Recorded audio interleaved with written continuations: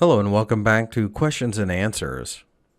A head and shoulders pattern is A bullish pattern, B, a bearish pattern, C, can be both bullish and a bearish pattern, or D, none of the above.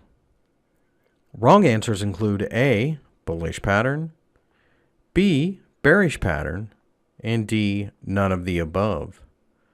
The correct answer is C, can be both bullish or bearish.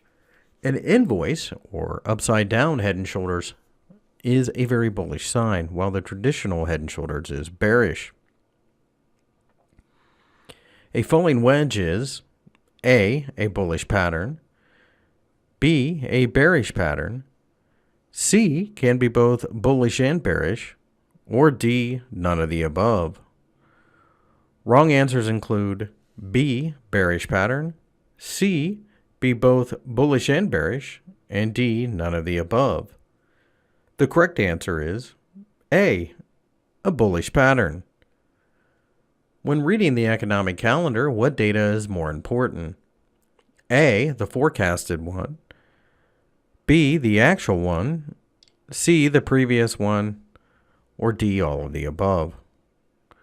Wrong answers include A, the forecasted one, B, the previous one, and D, all of the above. The correct answer is B, the actual one. The announcement will give traders an idea of where an economy is going, therefore offering a new bit of fundamental analysis.